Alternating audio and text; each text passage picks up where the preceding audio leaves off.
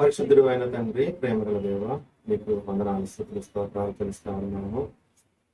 ఈ యొక్క ఉదయకాల సమయంలో సన్నిధిలో ఉన్న ప్రభువా, మేము స్తుతించాము. మీ యొక్క చెప్పున మా జీవితాలు జరిగినటువంటి మేలున్నిటిని బట్టి వందనాలు చెల్లిస్తా ఉన్నాము. ఈ ఆదివారం ఉదయకాల ఆరాధనలో అయినా మీరు మాతో మాట్లాడండి. జీవము కలిగినటువంటి మీ మాటల కోసం మేమందరం కూడా వేచి ఉండగా, దయచేసి పరలోకమందున మా తండ్రి మీ యొక్క వాక్కులను మీ ప్రియకుమారుడైన యేసుక్రీస్తు ద్వారా మా అందరికీ కూడా అనుగ్రహించండి. యేసుక్రీస్తు నామంలో వేడి ప్రార్థిస్తున్నాం తండ్రి, ఆమేన్.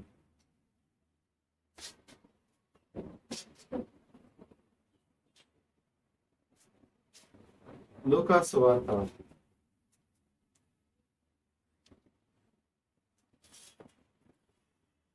17వ అధ్యాయము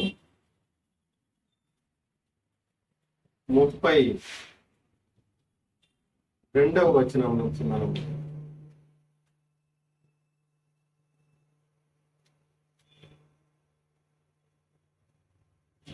చదువుకున్నాము. లోతు భార్యను జ్ఞాపకం చేస్తూ, తన ప్రాణమును రక్షించుకొనగోరువాడు దానిని పోగొట్టుకొనువాడు దానిని సజీవముగా కాపాడుకొను. ఆ రాత్రి ఇద్దరు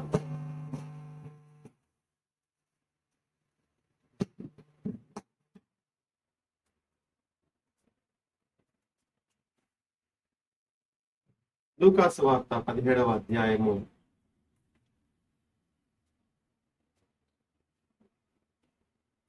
29వ వచనం చదువుదాము. 28వ వచనం చదువుదాం. లోతు దినములలో జరిగినట్లు జరుగును. జనులు తినుచు, త్రాగుచు, కొనుచు, అమ్ముచు, వారు నాటుచు, నిండు కట్టుకుని. అయితే లోతు సొదొమ విడిచిపోయిన దినమున ఆకాశము నుండి అగ్నిగంధకములు కురిసి వారినందరినీ నాశనము చేసింది. ఆ ప్రకారమే మనుష్య కుమారుడు ప్రత్యక్షమగు దినమున జరుగును. ఆ దినమున మిద్దె మీద ఉండువాడు ఇంట ఉండు తన సామాగ్రిని తీసుకొని పోవుటకు దిగకూడదు. అలాగే పొలములో ఉండువాడును తిరిగి రాకూడదు. లోతు భార్యను జ్ఞాపకం చేసుకుని. చాలండి.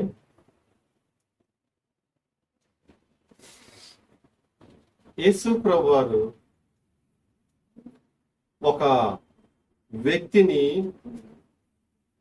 జ్ఞాపకము చేసుకొనుడి అని చెప్తా ఉన్నాడు. ఆ వ్యక్తి లోతు భార్య. చాలా గంభీరమైనటువంటి హెచ్చరిక మనకి. ఇది యేసు ప్రభువారు స్వయముగా సంఘమునకు ఇస్తున్నటువంటి హెచ్చరిక.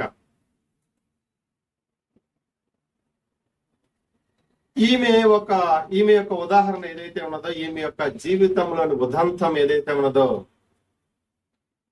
అది ఒక ప్రమాదకరమైనటువంటి సూచనగా మనకు కనిపిస్తా ఉన్నది. ఒక గంభీరమైనటువంటి హెచ్చరిక. అబ్రహాముని జ్ఞాపకం చేసుకోండి, రూతుని, లేదంటే శారా, ఇస్సాకుని, యాకోబుని జ్ఞాపకం చేసుకోనండి అని ఇక్కడ యేసు మాట్లాడట్లేదు. కానీ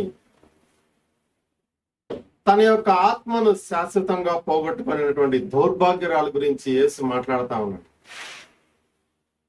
ఆమెను హెచ్చరికగా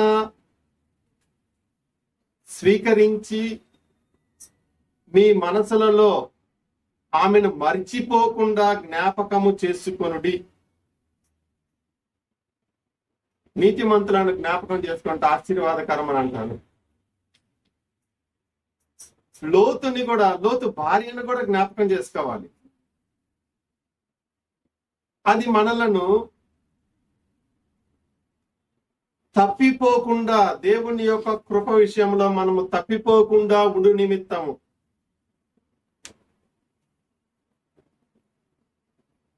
ఇది యేసుక్రీస్తు వారు మనుష్య కుమారుని యొక్క రాకడ అనగా తన యొక్క రెండవ రాకడ గురించి ఆయన చేస్తున్నటువంటి ఆ యొక్క ఉపదేశములో ఇచ్చుచున్నటువంటి ఒక హెచ్చరిక. అంటే సిద్ధపాటు లేనటువంటి ఒక వ్యక్తిని గురించినటువంటి హెచ్చరిక. ఈ లోతు భార్యను గురించి మనం కొద్దిసేపు ఆలోచిద్దాం. ఆమె జీవితాన్ని గురించి కొద్దిసేపు ఆలోచిద్దాం. మనము ఆమె జీవితంలో నుండి నేర్చుకోవాల్సినటువంటి పాఠములు ఏమైనా కానీ ఉన్నవేమో. లోతు భార్య ఒక దైవికమైనటువంటి కుటుంబంలో ఉన్నదామె. తన భర్త నీతిమంతుడు, తన బంధువైనటువంటి అబ్రహాము ఎంతో నీతిమంతుడు. ఆ కుటుంబము అబ్రహాము కుటుంబముతో ఎంతో సాన్నిహిత్యంలో సాహచర్యంలో ఉన్నది. అబ్రహాము యొద్ద నుంచి భక్తిని వారు నేర్చుకున్నారు. అబ్రహాము సహవాసంలో ఎన్నో సంవత్సరములు వారు భక్తిని నేర్చుకున్నారు. అబ్రహాము యొక్క నిరాడంబరమైనటువంటి జీవితము, గురి కలిగినటువంటి జీవితము. అనగా అబ్రహాము ఎటువంటి గురి కలిగి ఉన్నాడో, ఎటువంటి మార్గములో నడుస్తున్నాడో, ఆయన యొక్క భక్తి యొక్క ఉన్నతి, ఇవన్నీ కూడాను లోతు భార్య దగ్గరగా చూసినది. తన భర్త లోతు వారిరువురు కూడా అబ్రహాము నుంచి నేర్చుకున్నటువంటి వ్యక్తులుగా ఉన్నారు. దేవుని గురించినటువంటి సత్యాలు నేర్చుకున్నారు వాళ్ళందరూ కూడా. అయితే లోతు నీతిమంతుడిగా ఉన్నట్లుగా మనం చూస్తా ఉన్నాం. ఈ లోతు భార్య విషయం చూసినట్లయితే ఈమె తన కుటుంబంలో తను ఇతరులకు ఏమాత్రము కూడా ఆటంకముగా లేదు భక్తి విషయాల్లో. అంటే ఏంటి? తన భర్త యొక్క ప్రార్థనకు ఆటంకముగా లేదు, తన యొక్క భర్త యొక్క ప్రార్థనా జీవితానికి ఆటంకంగా లేదు. అంటే తాను ఏ విధంగా ఉన్నదంటే కుటుంబం యొక్క భక్తి యొక్క ప్రవాహంలో తాను కూడా ముందుకు సాగుతున్నట్లుగా ఉన్నది. ఆ భక్తి వరవడిలో తాను కూడా ముందుకు కొనసాగుతున్నట్లుగా కనపడతా ఉన్నది. అంటే ఏమాత్రము కూడా ఆటంకముగా లేదు. భక్తి మార్గములో ఉన్నట్లుగా ఉన్నది. ఆమె లోతు యొక్క కుటుంబంలో ఉంటూ, చూడండి, మనము ఇక్కడ గమనించినట్లయితే చాలా మంది కుటుంబానికి ఆటంకంగా ఉండరు. అంటే భర్త యొక్క విశ్వాస జీవితానికి, లేదంటే భార్య యొక్క విశ్వాస జీవితానికి ఆ ఆటంకంగా ఉండకుండా వారితో పాటుగా విశ్వాస మార్గంలో ఉన్నట్లుగానే ఉంటారు. సంఘ కూడికలకు హాజరవుతానే ఉంటారు. ఏమాత్రం ఆటంకంగా ఉన్నట్లుగా కనపడరు, ఆ వరవడిలోనే ఉన్నట్లుగా ఉంటారు. కానీ ఆమె యొక్క జీవితాన్ని మనం పరీక్షించినట్లయితే ఆమె ఒక నీతిమంతుని యొక్క గృహములో ఉంటూ, విశ్వాస గృహములో ఉంటూ, ఆమె ఆ సొదొమ గొమొరాలలో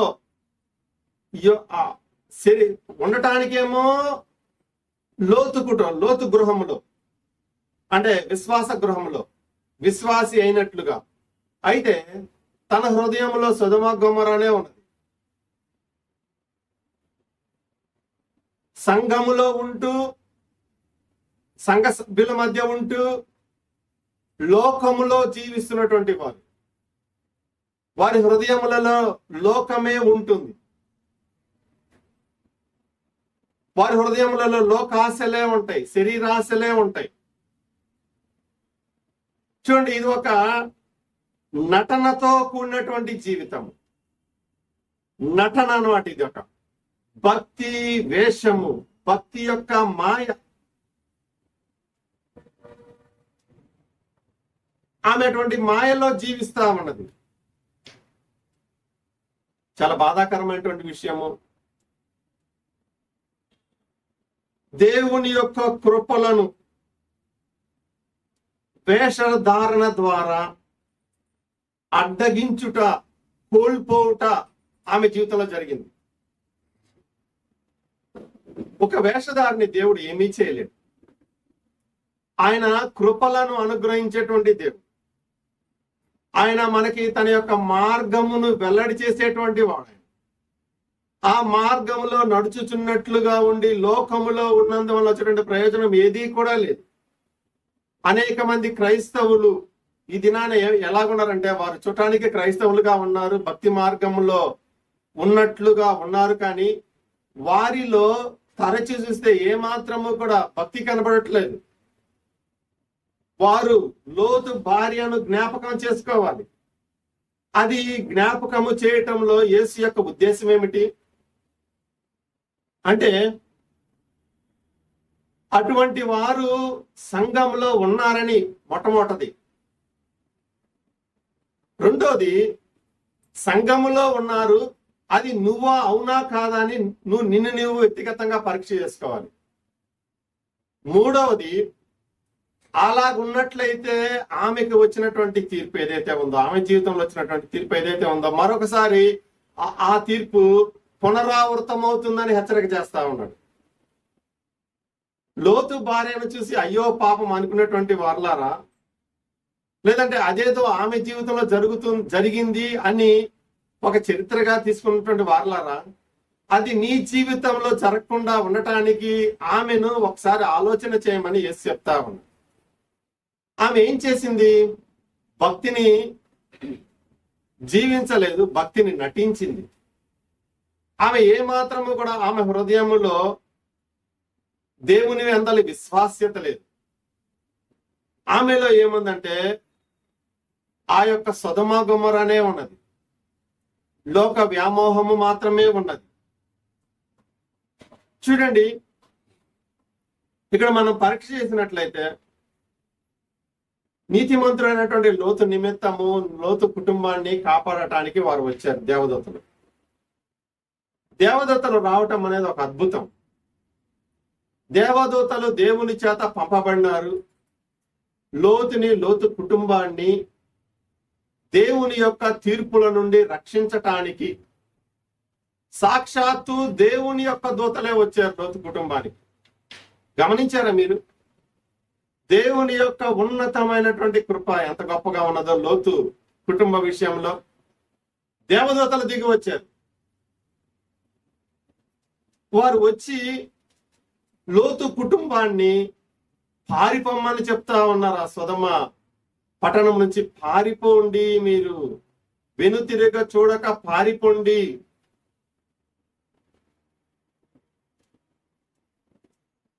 ఈ పారిపోవడానికి సిద్ధంగా ఉన్నారా వాళ్ళు? అంటే లోతు భార్య సిద్ధంగా లేదు. ఈ సిద్ధపాటు గురించి యేసు మాట్లాడుతా ఉన్నాడు. ఇక్కడ ఈ సందర్భాలలో కూడా ఏమని చెప్తా ఉన్నాడు? 26వ వచనములో, నోవహు దినములలో జరిగినట్లు మనుష్య కుమారుని దినములలోనూ జరుగును. చదవండి. నోవహు దినములలో జరిగినట్టు మనుష్య కుమారుని దినములలో జరుగును.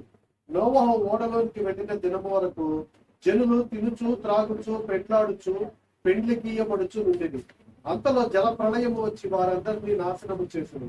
లోతు దినములలో జరిగినట్టు జరుగును. జనులు తినుచు త్రాగుచు కొనుచు అమ్ముచు వారు నాటుచు ఇండ్లు కట్టుచు నుండిని.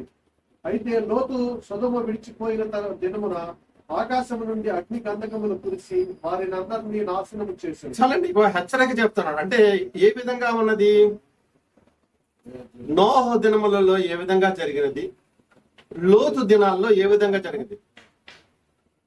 నా మాటలు చాలా శ్రద్ధగా జాగ్రత్తగా వినండి దేవుని బిడ్డలారా. నోవహు దినములలో ఏ విధంగా జరిగినది, లోతు దినాల్లో ఏ విధంగా జరిగినది, మనుష్య కుమారుని దినాల్లో కూడా అదే విధంగా జరుగుతుంది. యేసుక్రీస్తు వారి యొక్క రాకడ అదే విధంగా ఉంటుంది. ఆ దినాలలో చూడండి, ప్రజలకు ఎటువంటి కష్టాలు లేవు, బాధలు లేవు, చీకు చింత లేదు. అందరూ కూడా తింటా ఉన్నారు, త్రాగుతా ఉన్నారు, పెండ్లాడుతా ఉన్నారు, పెండ్లికి ఇవ్వబడతా ఉన్నారు, ఇండ్లు కట్టుకొనుచూ ఉన్నారు. వారికి ఎటువంటి బాధలు లేదు. నిన్నటి దినమున ఉన్నట్లుగానే నేటి దినమున కూడా ఉంటుందని వారు భావించారు. అయితే అకస్మాత్తుగా జలప్రలయం వచ్చేసింది. వారు ఏ మాత్రము కూడా హెచ్చరికలను ఖాతరు చేయలేదు.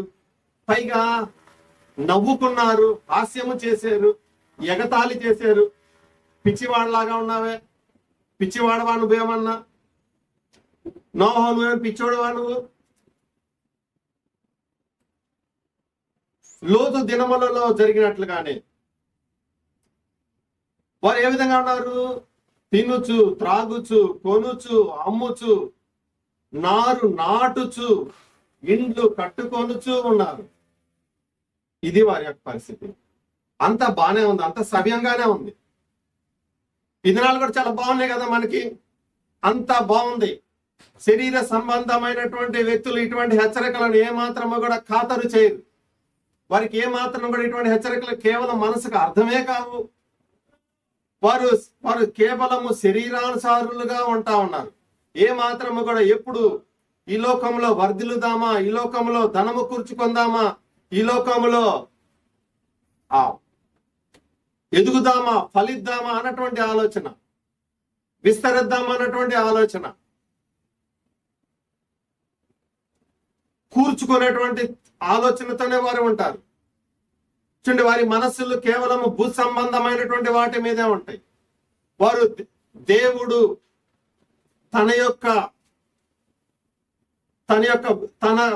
తన కొరకు సిద్ధపడినటువంటి వారి నిమిత్తము ఆయన ఎటువంటి గొప్ప పట్టణాన్ని ఆయన సిద్ధం చేశాడు అన్నటువంటి ఆ ఆలోచనతో వారెవరు కూడా ఉన్నారు. నువ్వు అనుదినము కూడా పరలోకం గురించి ఎంతసేపు ఆలోచిస్తా ఉన్నావు? దేవుని గురించి ఆలోచన లేనటువంటి వారు ఎవరికి కూడా పరలోకం గురించినటువంటి ఆలోచన ఏమాత్రము కూడా ఉండదు. దేవుని గురించినటువంటి ఆలోచన. ఈమె ఈ లోతు భార్య విశ్వాసీ గృహంలో ఉంటూ విశ్వాసం లేనటువంటి స్త్రీ, సంఘములో ఉంటూ సంఘములో అంటే దేవుని యొక్క సంఘములో సభ్యురాలు కాకుండా ఉండేటువంటి పరిస్థితి. చూడండి, వీరందరూ కూడా చక్కగా ఆరాధన చేస్తారు, పాటలు పాడతారు, వాక్యం చదువుతారు, ప్రార్థన చేస్తారు. అయితే వారు ఏ విధంగా ఉన్నారు? వారు సొదొమ గొమొర్రాలలో ఉన్నటువంటి వ్యక్తుల వలె ఉన్నారు. ఈమె లోతు యొక్క భార్య కానీ, ఆమె సొదొమ గొమొర్రాల పట్టణాలకు సంబంధించి అటువంటి వ్యక్తిగా ఆమె కనపడతా ఉన్నది. చూడండి, ఆ దినాలలో ఇజ్రాయేలీలు కూడా మనం చూసినట్లయితే యెషయా దినాల్లో ఇజ్రాయేలీలు కూడా ఆ విధంగానే ఉన్నట్లుగా మనం చూస్తా ఉన్నాం. వారి యొక్క పరిస్థితి ఏ విధంగా ఉంది? యెషయా గ్రంథం 1వ అధ్యాయం 9వ వచనం. సైన్యములకు అధిపతి యెహోవా బహు కొద్దిపాటి శేషము మనకు నిలుపని ఎడల మనము సొదొమ వలె నుండుము గొమొర్రాతో సమానముగా ఉండుము. సొదొమ న్యాయాధిపతులారా యెహోవా మాట ఆలకించుడి. గొమొర్రా జనులారా మన దేవుని ఉపదేశమునకు చెవియొగ్గుడి. ఇది ఎవరితో మాట్లాడుతున్నాడు? ఇజ్రాయెల్తో మాట్లాడుతున్నాడు. ఏమని మాట్లాడుతా ఉన్నాడు? సొదొమ అని, గొమొర్రా అని మాట్లాడుతా ఉన్నాడు. అంటే సొదొమ గొమొర్రాల ప్రజల యొక్క పాపానికి ఏమాత్రము కూడా తీసివేయనటువంటి వారు, అంటే వారి యొక్క జీవన శైలిలో వారి యొక్క పాపమును అనుసరిస్తున్నటువంటి వారుగా ఈ ఇజ్రాయేలీలు ఉన్నారు. పైగా వారు ఏం చేస్తున్నారంట? బలులు అర్పిస్తున్నారంట. తర్వాత నైవేద్యం అర్పిస్తా ఉన్నారంట. ఉత్సవ కాలములు వారు పాటిస్తా ఉన్నారు. విశ్రాంతి దినములు సమాజముగా సమకూడుతా ఉన్నారు, బహుగా ప్రార్థన చేస్తా ఉన్నారు. దేవుని యొక్క అరణ్యం ఆవరణలోకి వస్తా ఉన్నారు వాళ్ళు. కానీ వారి యొక్క జీవితము కేవలము లోకము పాపముతోనే నిండి ఉన్నది. ఇది ఒక హెచ్చరిక. చూడండి, మనము క్రీస్తు యేసును కలిగి ఉన్నటువంటి వారిగా ఉండాలి. భక్తి అనేది మన యొక్క జీవితము అనుభవముగా మనకు ఉండాలి. వేషధారణ ఉంటే సరిపోదు. వేషధారణ అనేది ఏదో ఒక రోజు మనలను నాశనమునకు నడిపిస్తుంది. సరే, ఈ లోతు భార్య యొక్క విషయంలో మనం చూసుకున్నట్లయితే, ఈమె దేవదూతలు వచ్చారు, తొందర చేస్తా ఉన్నారు. అయితే ఆమె ఆలస్యం చేస్తా ఉంది. ఆమెకు పారిపోవటం అనేది ఇష్టం లేదు, అందుకని ఆలస్యం చేస్తా ఉంది. ఎందుకు పారిపోవటం ఇష్టం లేదు ఆమెకి అనంటే, ఆమె యొక్క మనసంతా కూడా అక్కడే ఉన్నది. ఆమె యొక్క మనసంతా అక్కడే ఉన్నది. ఆ సొదమ గొమొర్రాలో ఉన్నటువంటి ఆ యొక్క విలువైనటువంటి వస్తువులు, తన యొక్క గృహంలో ఉన్నటువంటి విలువైన వస్తువులన్నీ కూడా తన హృదయంలో ఉన్నాయి. ఆమె హృదయము భారముగా ఉంటా ఉన్నది. ఆమె అక్కడి నుంచి కదలలేనటువంటి పరిస్థితిలో ఉంటా ఉన్నది, విడిచిపెట్టలేనటువంటి స్థితిలో ఉంటా ఉన్నది. కారణం ఏంటంటే, తన హృదయములో ఏముంది? లోకమున్నది, వస్తువులు ఉంటా ఉన్నాయి. లోకములో ఉన్నటువంటి వస్తువులన్నీ కూడా ఉంటా ఉన్నాయి. మనము విడిచిపెట్టవలసినటువంటి సమయంలో విడిచిపెట్టనట్లయితే అది మనలను విడిచిపెట్టదు అంతకే. ఇంకా మనం వాటిని విడిచిపెట్టకపోతే అది మనలను వెనకకు లాగుతుంది. చూడండి, మనం దేన్ని విడిచిపెట్టాలి? లోకమును విడిచిపెట్టాలి, లోక ఆశలను విడిచిపెట్టాలి, మన దగ్గర ఉన్నటువంటి సమస్తమును విడిచిపెట్టాలి. మన దగ్గర ఉన్నది ఏది కూడా మనది కాదన్నట్లుగా ఉండాలి. నాది కాదు ఇది, ఏ క్షణాన నీవు దీన్ని తీసివేయమంటే మనం తీసివేసే విధంగా ఉండాలి. వస్తువుల కోసం మనం లేమండి. ఈ లోకంలో ఉన్నటువంటి వస్తువుల కోసం మనం ఉంటే మన స్థాయి వస్తువుల స్థాయి కంటే తక్కువే. మన యొక్క స్థాయి వస్తువుల స్థాయి కంటే ఉన్నతముగా ఉండాలి. మనము దేన్ని ప్రేమిస్తా ఉన్నామో మనము ఆ స్థాయికి, మన యొక్క స్థాయి అది. దేన్ని ప్రేమిస్తా ఉన్నామో మన స్థాయి అది. ఎవరన్నా ఒక వ్యక్తిని ప్రేమిస్తే ఇంకెవరు దొరకలేదు లోకంలో నీకు అంటారు కొన్నిసార్లు. అంటే అంత దిగజారిపోయేది. అసలు ఏం బాగుందంటే, నాకు బాగుంది అంటాడు వాడు. నాకు బాగుంది, అదే నా కళ్ళతో చూడమంటాడు. సరే, వాడి కళ్ళతో చూడాలంట. మరి చూడండి, అంటే ఏంటంటే ఒక వ్యక్తి ప్రేమించేటువంటి ఆ ప్రేమను బట్టి వాడి యొక్క స్థాయి అనేది నిర్ణయించబడుతూ ఉంటుంది. మనము ఈ లోక సంబంధమైనటువంటి వస్తువులను ప్రేమిస్తే మన యొక్క స్థాయి చాలా అల్పమైనది. చూడండి, ఆ నశించిపోయేటువంటి వాటి మీద మనకి ప్రేమ ఎందుకు?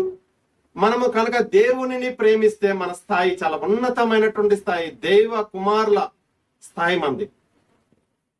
కనుక మన హృదయంలో ఏముండకూడదు? ఏమీ ఉండకూడదు మన హృదయంలో. ఈ లోకానికి సంబంధించినటువంటిది ఏది ఉండకూడదు. అన్నీ కూడా మన యొక్క గృహంలో వస్తువులు ఉండొచ్చు, కానీ అవి మన హృదయాలలో ఉండకూడదు. లోతు యొక్క హృదయంలో ఎటువంటి వస్తువులు లేవు, సొదమ లేదు లోతు యొక్క హృదయంలో. కానీ సొదమలో లోతు ఉన్నాడు, కానీ లోతులో సొదమ లేదు. అతడు ఆయా వస్తువులను వినియోగిస్తా ఉన్నాడు, కానీ ఆయా వస్తువులు తనలో లేవు. చూడండి, వస్తువులు అంటే మనుషులకు ఎంత వ్యామోహం, ఎంత ప్రేమ, వాటిని విడిచిపెట్టలేకుండా ఉన్నామన్నట్లుగా ఉంటారు వారు. అయితే లోతు భార్య విషయంలో జరిగింది ఏంటి? తన హృదయంలోనే మొత్తం సమస్తము కూడా ఉన్నాయి. ఆమె అందుకని ఆలస్యం చేస్తా ఉన్నది. విడిచిపెట్టాల్సిన సమయంలో ఆమె విడిచిపెట్టలేదు. ఇప్పుడేమైంది? వాడి చేత బంధించబడిపోయినది. దేవదూతలు తీసుకుని వెళ్తానికి వచ్చినప్పుడు కదలలేకపోతా ఉన్నది, బయటికి రాలేకపోతా ఉన్నది గృహంలో నుండి. నేను అంటాను, అసలు దేవదూతలు రాగానే వెళ్ళిపోదాం, ఇప్పుడే బయటికి వెళ్ళిపోదాం, ఇప్పుడే విడిచిపెడదాం ఈ పట్టణాన్ని. అని చెప్పగలిగేటువంటి స్థితిలో ఉండాలి వాళ్ళందరూ కూడా. కానీ ఆ విధంగా ఉన్నట్లుగా కనపడలేదు. మన మన మన పిలుపు లేదంటే ఆయన రాకడ, వస్తున్నాను అంటే ఇదే క్షణం కోసం మేము ఎదురు చూస్తున్నావయ్యా అని చెప్పగలిగేటువంటి స్థితిలో ఉండాలి. ఒక గంట, ఒక రోజు, 2 రోజులు సమయం అంటే ఇవ్వబడదు. దానికి కారణం ఏమిటి? ఆమె సిద్ధపడలేదు. సిద్ధపడటం అంటే ఏంటి? విడిచిపెట్టాలి. మనం విడిచిపెట్టుటయే సిద్ధపడుట అయి ఉన్నది. చూడండి, ఈ లోకములో ఉంటూ లోకము మన హృదయములో లేనటువంటి వారిగా మనం ఉండుటయే సిద్ధపడుట. ఆ పిలుపు వచ్చినప్పుడు ఇదే క్షణం అన్నప్పుడు, బోర వదినప్పుడు మన వెంటనే తాత్సారం చేయకుండా పెండ్లి కుమారుని వెంబడించుట. ఈ 10 మంది కన్యకలు ఎక్కడ ఉంటారండి? సంఘమే. ఇది సంఘమే. చర్చికి వెళ్ళేటువంటి వారే వీళ్ళందరూ కూడా. జాగ్రత్త సుమ, చర్చికి వెళ్ళేటువంటి వారందరూ కూడా రక్షించబడతారంటే అది అవివేకము. కన్యక అంటే యేసుక్రీస్తు వారి యొక్క రక్తం చేత కడగబడినటువంటిది, క్రీస్తుకు ప్రధానము చేయబడినది. ఎవరో 5 అంట వెళ్ళలేదంట. అది ఒక ఉపమానం. అక్కడ 10 మంది కన్యకలు లేరు. కానీ ఈ సంఘం గురించి ఆయన మాట్లాడుతూ ఉన్నాడు. ఈ క్రైస్తవుల గురించి వాళ్ళు మాట్లాడుతూ ఉన్నారు. లోకము ఏ క్షణానైనా కానీ నీ జీవితాన్ని కబలించవచ్చు. నీ యొక్క హృదయంలోకి పాపము ప్రవేశించవచ్చు ఏ క్షణమైనా. పాపం అంటే ఏంటండి అసలు? పాపానికి నిర్వచనం ఎవరైనా కానీ చెబుతారా? పాపం అంటే ఏమీ లేదు. దేవుని కంటే దేన్ని ఎక్కువ ప్రేమిస్తే అది పాపమే. దేవుడి కంటే దేనిని నువ్వు ఎక్కువ ప్రేమించినా ఆ ప్రేమించింది ఏదో అది పాపము. అంతే. ఏ క్షణానైనా కానీ లోక పాపము నీలోనికి ప్రవేశించవచ్చు. మనము దేవుణ్ణి ప్రేమిస్తా ఉన్నామనేది మనం పరీక్ష చేసుకోవాలి. దేవుని కన్నా ఎక్కువగా నేను దేన్నైనా ప్రేమిస్తా ఉన్నానా? దేవుణ్ణి ప్రేమించే విషయంలో నేను విడిచిపెడతా ఉన్నానా? త్యాగము చేస్తా ఉన్నానా? మనము దేవుణ్ణి ప్రేమించే విషయంలో త్యాగం చేయాలి, విడిచిపెట్టాలి. నీతి నిమిత్తము మనము నష్టము మనకు వస్తుంది. నీతి నిమిత్తము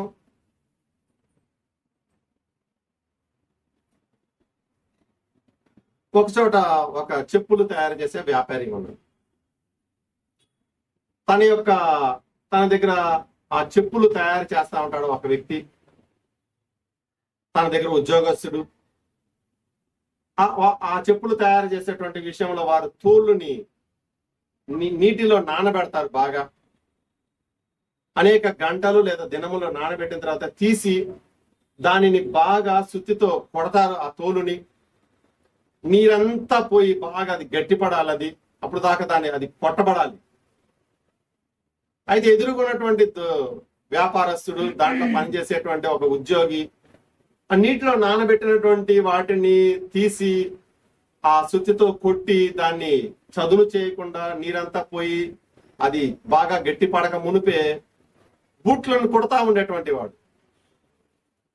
ఈ ఎదురుగా ఉన్నటువంటి ఉద్యోగికి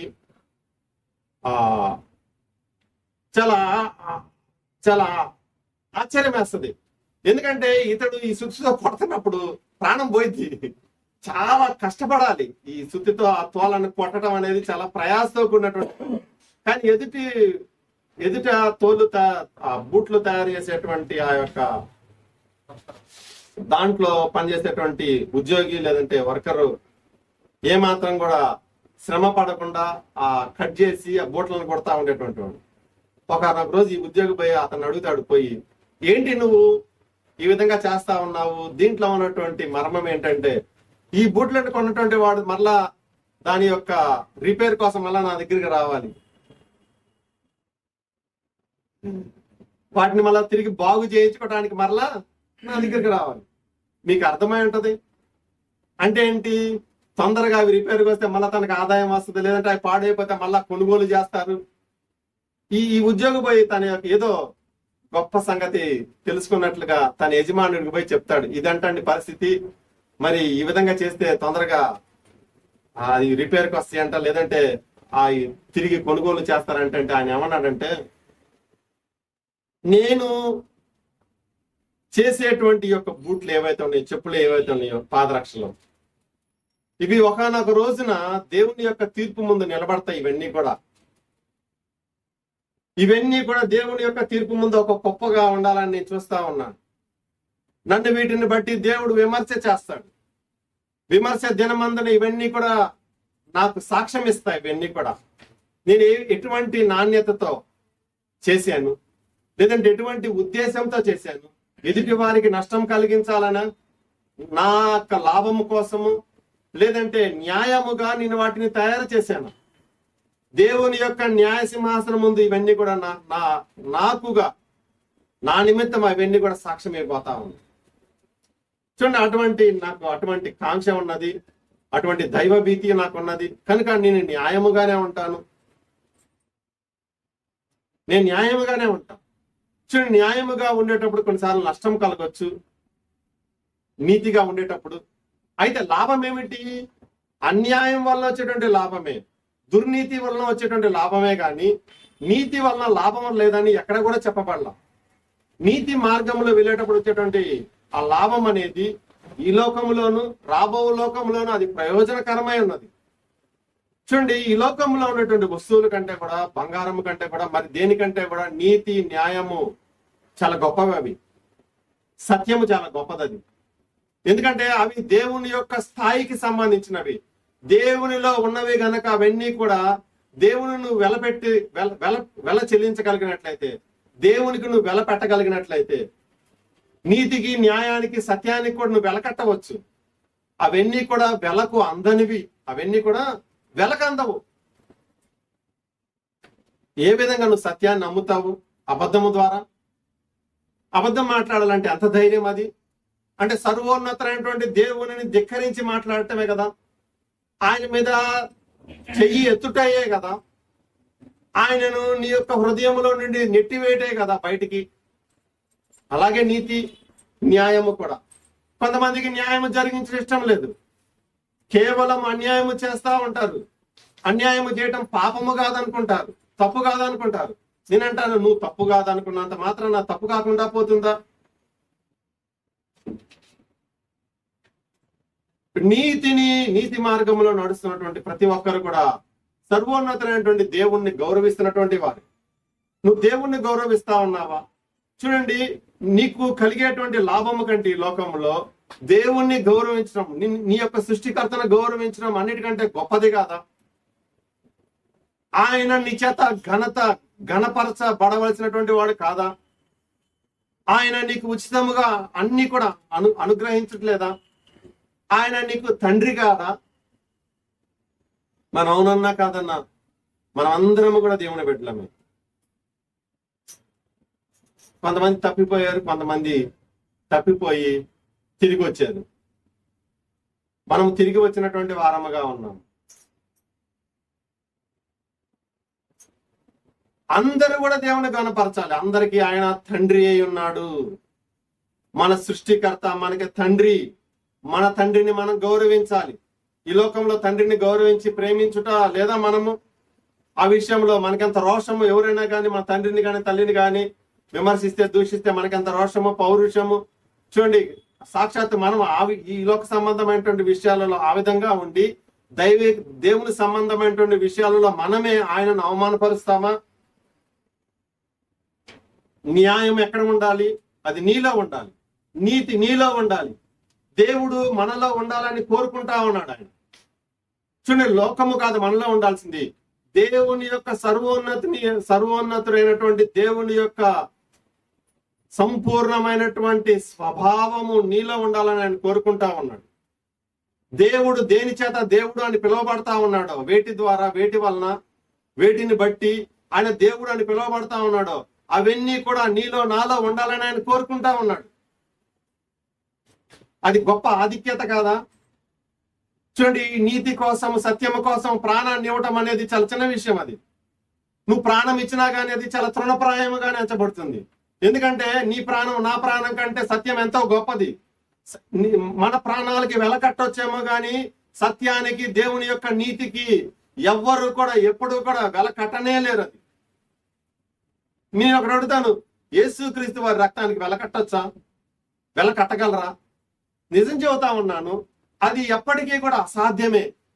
యేసుక్రీస్తు వారి యొక్క రక్తానికి వెలకట్టడం అనేది కేవలము అసాధ్యం. అది చూడండి, సృష్టి అంతా కూడా ఒక పక్కన పెట్టి యేసుక్రీస్తు వారి రక్తంతో సృష్టిని కనుక తూచినట్లయితే అది వెలక అందదు. కానీ మనం ఏం చేస్తా ఉన్నాము? అనుదినము ఆ రక్తాన్ని మనం త్రొక్కుతా ఉన్నాము.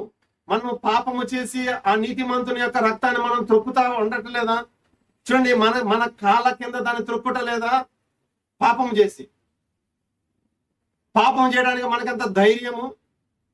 మనము ఆయన రక్తాన్ని కేవలము తృణప్రాయంగా ఎంచుతా ఉన్నామా? కేవలంగా ఎంచుతా ఉన్నామా? దేవుని బిడ్డలారా, మన ఎవడు ప్రాణాన్ని ఎవడు ఊరకిస్తాడండి? ఎవరు ఊరకిస్తారు? నీ ప్రాణం నీకు విలువైంది కానీ ఆయన నీకు విలువైనది అయినప్పుడు క్రీస్తు ప్రాణం తనకు విలువైందేగా. నీ నిమిత్తం నా నిమిత్తం ఆయన ప్రాణం ఎందుకు పెట్టాలి? చాలా మందికి అది కేవలం, కానీ ఆయనకి అత్యంత బాధాకరం. అది వర్ణన కందని బాధ. అది నువ్వు నేను ఊహకు కనీసం మన యొక్క ఊహలకు అందనటువంటి వేదన, బాధ ఆయన సిలువలో భరించడానికి. ఒక్క మాట అనుకుంటే నువ్వు నేను తట్టుకోలేమే. ఒక్క మాట తట్టుకోగలం మనం ఎవరైనా అంటే? ఎంతమంది ఒక్క మాటను తట్టుకోలేక ఎంతమంది ఆత్మహత్యలు చేసుకున్నారు? ఎంతమంది తట్టుకోలేక చేసుకున్నారులే, చంపేశారు. వీళ్ళన్నా చేసుకుంటారు బలహీనలు అయితే, లేదంటే కొంచెం మూర్ఖులైతే ఎదురుని చంపేస్తారు. అంటే ఒక్క మాట మనల్ని మనం భరించడానికి మనం ఇష్టపడం. కానీ ఆయన ఎన్ని మాటలు భరించాడు! ఎంత అవమానము, ఎంత నింద, ఎంత శరీర సంబంధమైనటువంటి శ్రమ. చేతగాని వాళ్ళగా ఆయన మన మధ్య లేడా? గొర్రె ఉన్నట్లుగా ఆయన మన మధ్య లేడా? అంతటి బాధ, అంతటి వేదన ఎవరి నిమిత్తము? దేని నిమిత్తము? నిన్ను నన్ను రక్షించడానికే కదా. ఆ దేవదూతల కంటే కూడా ఈరోజు యేసు రక్తము చాలా గొప్పది. లోతు గృహానికి వచ్చినటువంటి దేవదూతల కంటే, రక్షించడానికి వచ్చిన దేవదూతల కంటే ఈ దినమున యేసు రక్తము చాలా గొప్పది. నీ నిమిత్తము, నా నిమిత్తము అది చిందించబడి నీ యొద్దకు, నా యొద్దకు వస్తా ఉన్నది. మన హృదయాలలోకి అది రావటానికి చొరవ చేసుకుంటా ఉన్నది.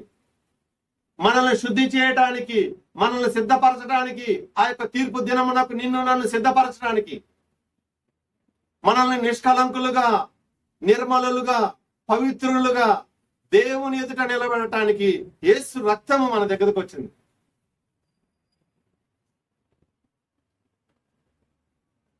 నేను ఒక మాట చెప్తానండి,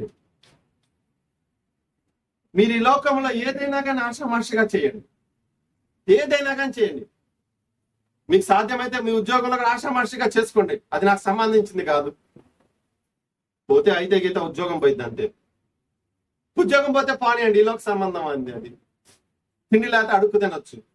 కానీ దేవుని యొక్క కృపను కోల్పోయినట్లయితే, దేవుని యొక్క కృప విషయంలో నిర్లక్ష్యముగా, అలక్ష్యముగా ఉన్నట్లయితే ఇక నిన్ను కాపాడేటువంటి వాడు ఎవడో కూడా ఉండడు. సాక్షాత్తు దేవదూతలు కూడా లోతు భార్యను కాపాడలేకపోయారు. దేవుడే దిగి వచ్చిన సాక్షాత్తు నిన్ను కాపాడలేదు. ఎందుకు కాపాడలేరు? ఎందుకు కాపాడలేకపోయారు లోతు భార్యని దేవదూతలు? వారు ఏం చేయగలరు? చూడండి, మన హృదయంలో లోకం ఉన్నప్పుడు మనము పైకి వెళ్ళలేము. అది వెళ్ళటానికి సాధ్యపడదు. అది కేవలం మనల్ని పాతాళమునకు లాగుతూ ఉంటుంది. మనము తేలికవ్వాలి. మనము లోకం హృదయము, మన హృదయాలు తేలికైపోవాలి. మన హృదయాలు దేవుని యొక్క తత్వము చేత, ఆయన యొక్క నీతి చేత నింపబడినప్పుడు మనము ఎవరు కూడా మనల్ని తీసుకుని వెళ్లకుండానే మనము తిన్నగా పరలోకంలోకి ప్రవేశిస్తాము. మనము ఆ గుమ్మము యొద్దకు రాగానే మన కోసం ఆ గుమ్మము తెరవబడాలి. నీకోసం తెరవబడుతుందా? ఈ దినము చెప్పగలవా? నువ్వు ఎందుకు భక్తి చేస్తున్నారో చాలా మందికి తెలియదు. అసలు ఎందుకు చేస్తున్నారో తెలియదు. కేవలం వాళ్ళు ఎప్పుడు కూడా ఈ సంవత్సరం గత సంవత్సరం బాగా వర్ధిల్లత జరిగిందండి, వచ్చే సంవత్సరం కూడా వర్ధిల్లత అండి. ఎందుకండి? పాడి కట్టడానికా? నీ సమాధి ఖర్చులకు సరిపోతాయేమో. సమాధి ఖర్చులకు కూర్చుకున్నట్లుగా కూర్చుకుంటా ఉంటారు. వాళ్ళకి కేవలము బుర్ర పనిచేయదు. వారి యొక్క జ్ఞానము చూడండి, పాపం చేసేటువంటి వాడు ఎవరికి కూడా బుర్ర ఉండదండి. కేవలము అజ్ఞానంలో వాళ్ళు ఎంత అజ్ఞానులు అంటే గుర్రాలు కంచెర గాడిదలు వారికంటే నయము. నీతిని ఎప్పుడైతే నువ్వు అనుసరించుట ప్రారంభించావో, నీతిగా జీవించుట ప్రారంభించావో, నీకు వివేకం వస్తుంది, వాక్యం నీకు అర్థమవుతుంది, నువ్వేం చేయాలో ఏం చేయకూడదు అన్నటువంటి గ్రహింపు నీకు ఉంటుంది.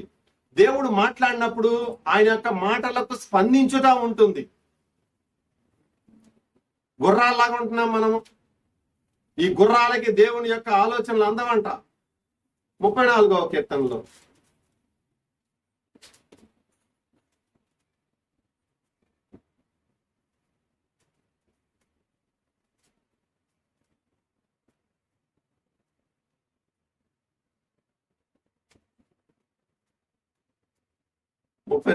దావీదు కీర్తన 9వ వచనం. బుద్ధి జ్ఞానములు లేని గుర్రముల వలెనైనను కంచర గాడిద వలెనైనను మీరు ఉండకుడి. బుద్ధి లేకుండా మీరు ఉండొద్దు అంటే ఉండే అవకాశం ఉన్నదని. ఈ గుర్రాలకి కంచర గాడిదలకి ఏముండదంట? బుద్ధి జ్ఞానం ఉండదంట. మీరు ఆ విధంగా ఉన్నారేమో చూసుకోనండి. అంటే ఎంత చెప్పినా కానీ అర్థం కాదంట. వాడికి ఏమర్థమైంది నువ్వు చూస్తుంటే? చూడండి, దేవుని యొక్క వాక్యం కొంతమందికి ఎంత చెప్పినా కానీ అర్థమే కాదు. వారు తమను తాము పరీక్ష చేసుకోవాలి. మేము ఎలాగున్నాము, మేము ఏం చేస్తా ఉన్నాము. లోతు భార్యను మనం మర్చిపోయేటువంటి ప్రమాదంలో ఉన్నామని హెచ్చరిస్తా ఉన్నాడు.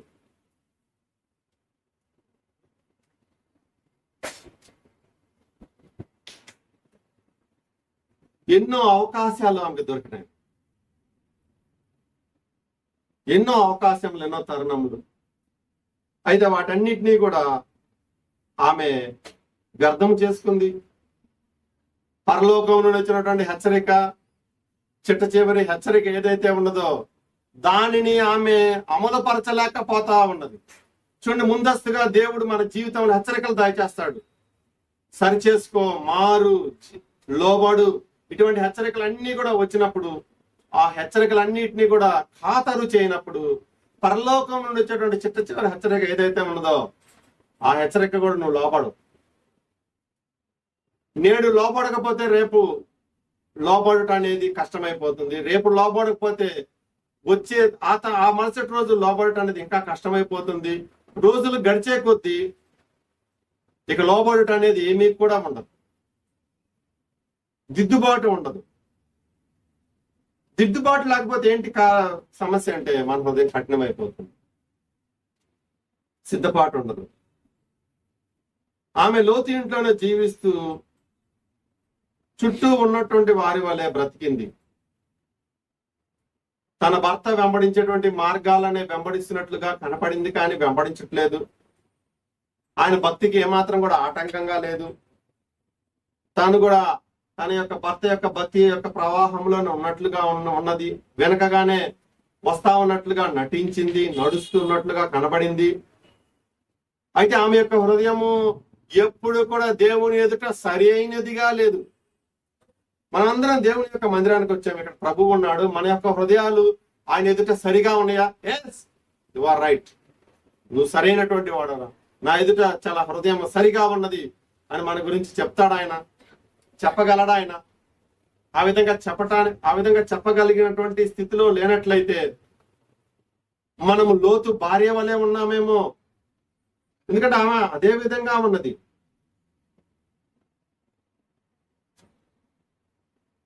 ఆమె తన యొక్క హృదయము లోపట వెలుపట మొత్తము కూడా లోకంతో నింపబడింది. ఆ స్థితిలోనే జీవించింది ఆమె, అదే స్థితిలో ఆమె మరణించింది. దేవుని బిడ్డలారా, మనము గనక ఇటువంటి వేషధారణ జీవితాన్ని మనం జీవిస్తా ఉన్నట్లయితే మనల్ని కాపాడటానికి పరలోకము నుండి దేవదూతలు దిగి వచ్చినప్పటికీ కూడా మనము దేవుని యొక్క తీర్పును తప్పించుకోలేము. మనము తప్పించబడాలని ఆయన కోరుకుంటా ఉన్నాడు. లోతు భార్య వలె ఈ దినాల్లో కూడా అనేకులు జీవిస్తా ఉన్నారు.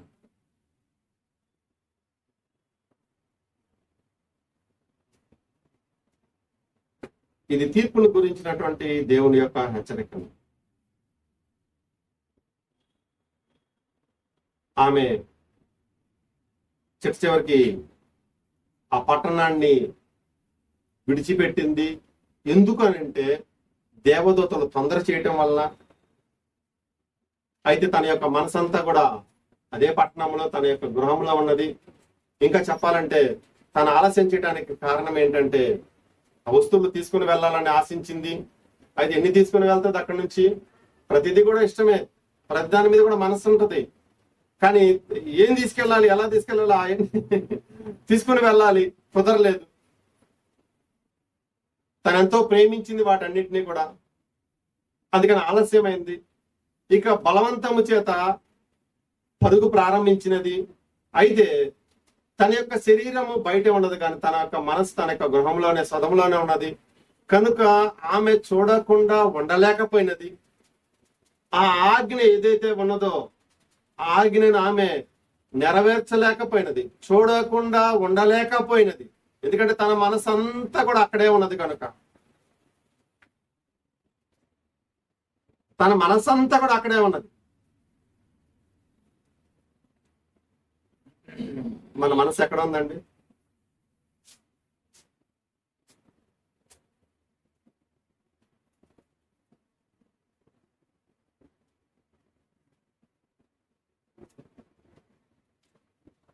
ఏదైనా వస్తువు పోతే దాని గురించి ఎంత ప్రార్థన చేస్తామో, అసలు చేస్తాము. చిన్నది ఏదన్నా చెవి పోగు సంబంధించినటువంటి చీల పోతే సరే వెతుకుతాం, తప్పులేదు. ఒకసారి ప్రార్థన చేయొచ్చు, 2 సార్లు చేయొచ్చు. ఇక అది చేసి చేసి చేసి దొరికిన దాకా ఏడ్చి మళ్ళా కన్నీరు కార్చి మళ్ళీ నలుగురిని ప్రార్థన చేయమని. సరే నాయన, దానికంటే హృదయంలో ఉన్నటువంటి పాపమును తీసుకోవడానికి ఎంత కన్నీరు కార్చారు చూడండి.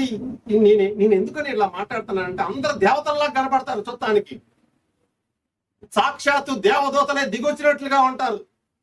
కానీ వారి హృదయాలలో అటువంటి స్వభావం మచ్చుకైనా కానీ కనపడదు. కానీ అది వేషధారణ కాదు. ఒక మనిషిని యొక్క హృదయం లోతుల్లోకి చూడలేకపోవచ్చు, చూడలేడు. కానీ దేవుడు హృదయాలను పరీక్షించేటువంటి దేవుడు ఆయన. నువ్వు దేని గురించి ప్రార్థన చేస్తున్నావు, దేని గురించి అంగలాడుతున్నావు, దేని గురించి నీకు కన్నీరు వస్తా ఉన్నది, వేటి నిమిత్తం నువ్వు కన్నీరు కారుస్తా ఉన్నావు, దేని గురించి దేవుడి దగ్గర నువ్వు అడుగుతా ఉన్నావు, దేని కొరకు ఎదురు చూస్తా ఉన్నావు దేవుని దగ్గర నుంచి పొందుకోవాలని. హృదయ సంబంధమైనటువంటి పవిత్రత, పరిశుద్ధత, ఆయన యొక్క నీతి కోసం నువ్వు ప్రార్థన చేసుకుంటా ఉన్నావా? చాలా మంది ఏమంటారంటే ఈ విధంగా బోధించినప్పుడు మేమంతా సరిగానే ఉన్నామంటారు. అది శాస్త్రుల పరిశీలన నీతి. వాళ్ళు ఏమనుకున్నారు, వాళ్ళు మేమంతా కరెక్ట్ గా ఉన్నామండి ధర్మశాస్త్రం ప్రకారము. ఇదిగో పుదీనాలోను, జీలకర్రలోను, సోపులోను మేము 10వ భాగం ఇస్తా ఉన్నాం అంటే వారి దృష్టికి వారు అన్ని కూడా పర్ఫెక్ట్ గా చేస్తున్నట్టుగాను అన్ని చేస్తున్నాం. నేను అంటాను, ధర్మశాస్త్రంతో నిన్ను పోల్చుకోవద్దు, క్రీస్తుతో నిన్ను పోల్చుకోండి. ఒక్కసారి యేసు వైపు చూస్తే నువ్వు సిగ్గు పడకపోతే నువ్వు సరిగ్గా చూడనట్లే ఆయన్ని. నువ్వు సిగ్గు పడకపోతే ఆయన సరిగ్గా చూడనట్లే. నీ యొక్క జీవితము ఎంత రోతగా, లోపభూయిష్టంగా కనపడుతుంది ఆయన చూసినప్పుడు నీకు. చూడండి, ఆయనను చూడాలి నువ్వు, ఆయనను చూడాలి నువ్వు. నువ్వు చేసేటువంటి నీతి కార్యముల వైపు నువ్వు చూడకుండా ఆయన చేసేటువంటి ఆయన నీతి మీద నువ్వు చూడు. నువ్వు చేసేటువంటి మంచి కార్యముల వైపు నువ్వు చూడొద్దు. నువ్వు చేసేటువంటి ఈ లోక సంబంధమైనటువంటి గొప్పల వైపు నువ్వు చూడకుండా ఆయన చేసేటువంటి కార్యములు, ఆయన యొక్క ప్రవర్తన, ఆయన యొక్క వ్యక్తిత్వము, ఆయన యొక్క ప్రేమ, ఆయన తగ్గింపు. సిగ్గుపడాలని ప్రతి క్రైస్తవుడు సిగ్గుపడతాడు ఆయన చూస్తే. నాకు తెలిసింది అది. సిగ్గుపట్టలేదంటే తృప్తిగా, నీ భక్తి విషయంలో నువ్వు తృప్తిగా ఉంటే నీ భక్తిలో లోపం ఉంది. నువ్వు మనుషుల ఎదుట నిలబడగలుగుతా ఉన్నావు కానీ దేవుని ఎదుట నిలబడగలవా? నీ యొక్క హృదయాన్ని లోతుగా పరీక్షించుకోవా? ప్రేమించే విషయంలో మనం ఎంత తప్పిపోతా ఉన్నాము చూడండి. మనం ఆయన ప్రేమ చేత నింపబడ్డామా? ఆయన ప్రేమ చేత మనం నడిపించబడతా ఉన్నామా?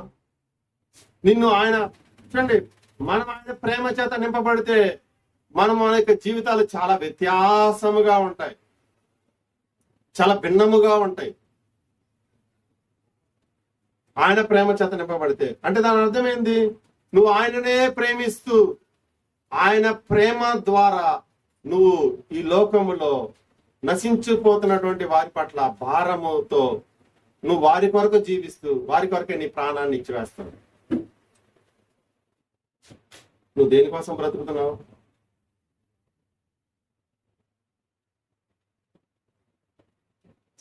లోతు భార్య ప్రేమించినటువంటి ఆ పట్టణాలు కాలిపోయింది.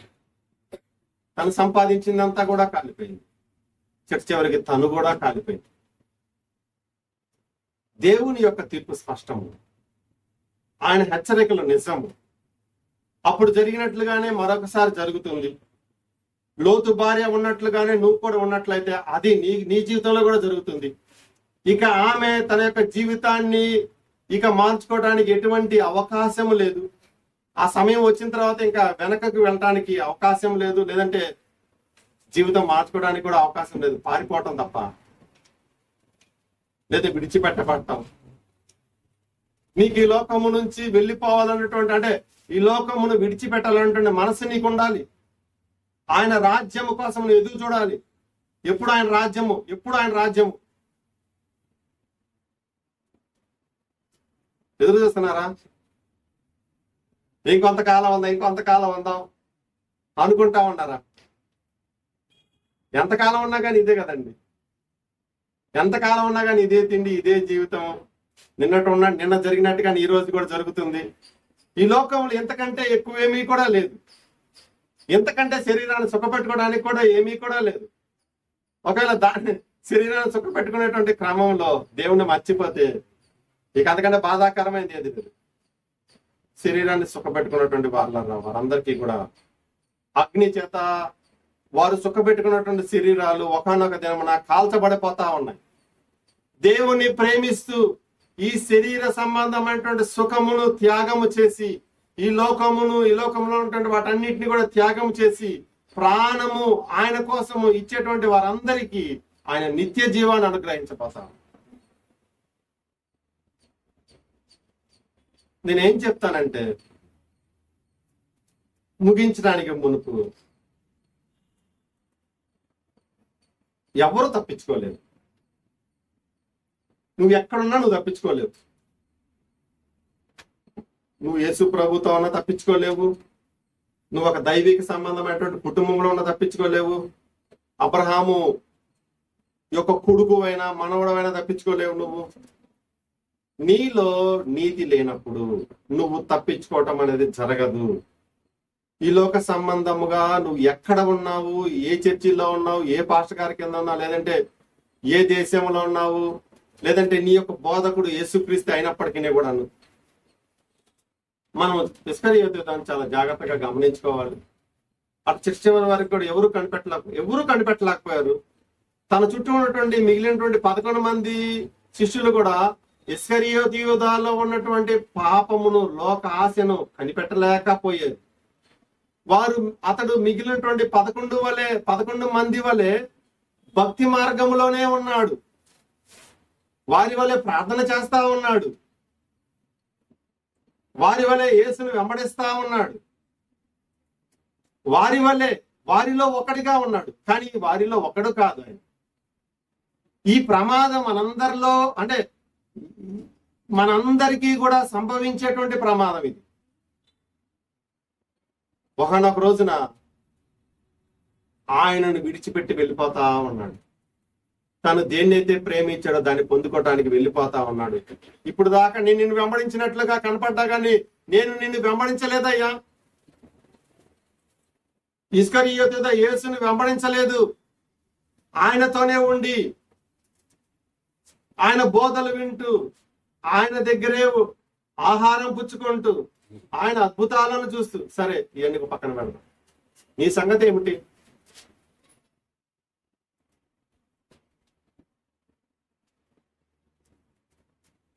ఎవరు తప్పించుకోలేదు.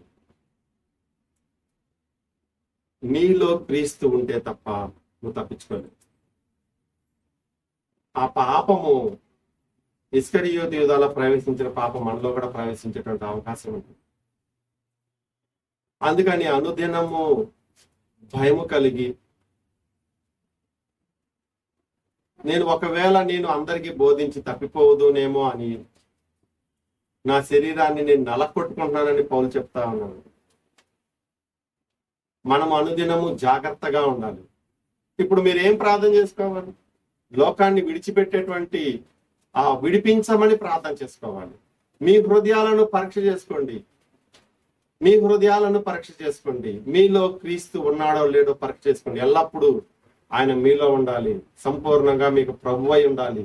ఆయన యొక్క ఆలోచనల ప్రకారంగా, ఆయన యొక్క ఆజ్ఞల అనుసారంగా, ఆయన బోధల ప్రకారంగా నువ్వు అనుదినము అనుక్షణము ఆ ప్రకారంగా జీవించడానికి జాగ్రత్త పడాలి.